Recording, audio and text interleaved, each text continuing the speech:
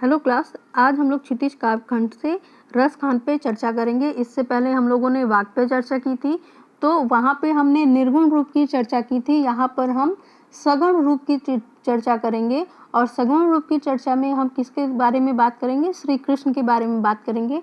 तो आइए थोड़ी सी जानकारी प्राप्त कर लेते हैं। इनके जो रचयिता हैं, इन सवैयों के रचयिता जो हैं रस खान हैं, और कहा जाता है कि रस खान मूलतः मुस्लिम थे, परंतु वो श्री कृष्ण की भक्ति से इतना प्रभावित हुए, श्री कृष्ण के रूप से इतना प्रभावित हुए कि उन्होंने गोस्वामी विट्ठल दास जी से दीक्षा ली और वो कृष्ण भक्त बन गए और अंतिम समय तक उन्होंने केवल कृष्ण भक्ति ही की।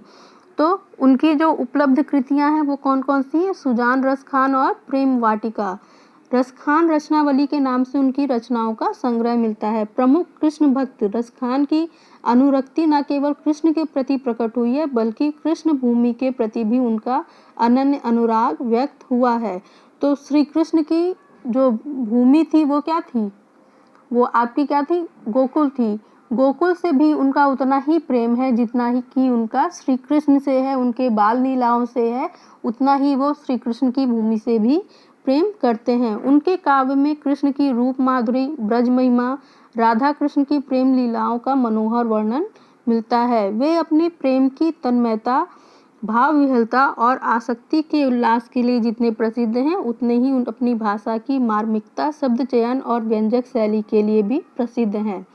तो यहाँ पर जब हम जो काव्य पढ़ेंगे, रस खान के सवैये पढ़ेंगे, उन सवैयों में हम लोग ब्रज भाषा का भी प्रभाव देखेंगे। मूलतः ये ब्रज भाषा में ही लिखी गई है। तो आइए हम लोग बढ़ते हैं आज सवैयों की तरफ, और इसके पहले और दूसरे पद की यहाँ पर व्याख्या की जाएगी। तो यहाँ पर पहले पद में क्या है कि यहाँ पर रस खान जी अपने जन्म होने की प्रार्थना तो कर रहे हैं, लेकिन कहाँ? जहाँ पर श्री कृष्ण की, जिस भूमि पर श्री कृष्ण का जन्म हुआ था और जहाँ की भूमि ने श्री कृष्ण की बाल लीलाओं का आनंद लिया था, जिन लोगों ने उनकी बाल लीलाओं का आनंद लिया था, उन लोगों के बीच में ही रहने की यहाँ पर रस खान जी की परम इच्छा है। तो आइए देखते हैं इन पदों में क्या कहते हैं रस खान जी। मानुष हो तो वही रसखानी, बसो ब्रज गोकुल गांव के ग्वारन। यहाँ पर कह रहे हैं, हे ईश्वर, अगर मैं मनुष्य बनूं तो मेरा जन्म कहाँ हो?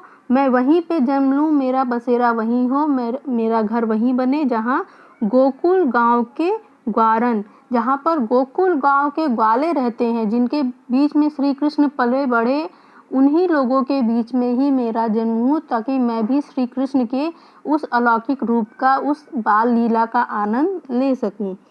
जो पशु हो तो कहा बस मेरो, चरो नित्य नंद की धेनु मझारन। तो यहाँ श्री रस खान जी कह रहे हैं कि अगर मेरा जन्म पशु रूप में भी हो तो कहाँ हो, जिसमें मेरा बस तो नहीं है, लेकिन फिर भी मैं चाहता हूँ कि हे ईश्वर, हे श्री कृष्ण, अगर मेरा जन्म हो तो वहीं पे हूँ जहाँ पर नित्य नंद की धेनु मझारन, जहाँ पर आप नित्य नंद, नित्य मतलब रोज नंद बाबा के जो गाय होती थी उन्हीं के बीच में हूँ, ताकि मैं भी उन गायों के समान ही आपके प्रेम को प्राप्त कर सकूँ। मेरा जन्म भी उन्हीं गायों के बीच में हो, उन्हीं ग्वालों के बीच में हो। पाहन हो तो वही गिरी को, और अगर मैं पत्थर बनूं तो उसी गिरी को, उसी पहाड़ का पत्थर बनूं को, जो कियो हरिछत पुरंदर धारण, जिसको श्री हरि ने छत्र के रूप में, छाते के रूप में प्रयुक्त किया था, पुरंदर धारण, अपनी कानी उंगली पर धारण किया था। यानी जब उन्होंने ब्रजवासियों को बचाने के लिए जिस पत्थर को अपनी कानी उंगली पर, जिस पहाड़ को अपनी कानी उंगली पर उन्होंने धारण किया था और ब्रजवासियों की रक्षा की थी, उसी पहाड़ का पत्थर मैं बनना चाहता हूँ, ताकि श्री कृष्ण का स्पर्श भी मुझे प्राप्त हो सके। जो खग हो तो बसेरो करो, और अगर मैं खग बनूं, पक्षी बनूं, तो बसेरा करूं मिली कालिंदी कूल कदम की डारन, जहाँ पर मिलती हैं, कहाँ? कालिंदी मतलब यमुना नदी के किनारे जो कदम की डालियाँ मिलती हैं, यमुना नदी से मिलती हैं, उसी कदम की डाल पे मेरा बसेरा हो। किस रूप में? पक्षियों के रूप में हो, ताकि श्री कृष्ण जब कभी भी उस तरफ आए, या जब भी वो वहाँ पर प्रवेश करें या उस पेड़ की तरफ आए, तो उस पे बैठ के जो वो बांसुरी बजाया करते थे, तो मैं भी उस बांसुरी का आनंद, उस मधुर प्रेम का आनंद मैं भी उठा सकूं। तो यहाँ पर श्री कृष्ण के बाल लीलाओं से इतना प्रभावित है रसखान कि किसी न किसी रूप में वो श्री कृष्ण का सानिध्य प्राप्त करना चाहते हैं, चाहे वो मनुष्य हो, चाहे पशु, पत्थर, या फिर वो केवल पेड़ ही बने, तरुवर ही बने, लेकिन उनका उद्देश्य क्या है कि किसी न किसी प्रकार से श्री कृष्ण की छत्र छाया उन पर बनी रहे। अब यहाँ पर देखिए दूसरे में क्या कहा गया है कि श्री कृष्ण के प्रेम के ऊपर रसखान जी अपना तीनों लोगों का सुख त्याग देना चाहते हैं। या लकुटी और कामरिया पर राज तिहुपुर को तजिडारो। या लकुटी, इसी लकुटी और कामरिया, कंबल पे इसी लकड़ी यानी लाठी लेके वो जो चलते थे, और कामरिया और कंबल पे जिसे वो अपने तन पर डालकर चलते थे, पर राज तिहुपुर को तजिडारो, मैं तीनों लोकों का राज जो है उसे तज डालूं, उसका मैं त्याग कर डालूं। आठों सिद्धि नव निधि के सुख, आठों सिद्धि और नव निधि के जो सुख होते हैं उन्हें मैं किस पर बिसार दूं, किन चीज़ों पे मैं भूल जाऊं।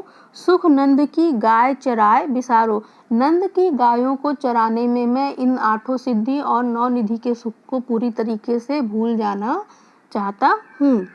रसखान कभो इन आँखन सो ब्रज के वन बाग तड़ाग निहारो।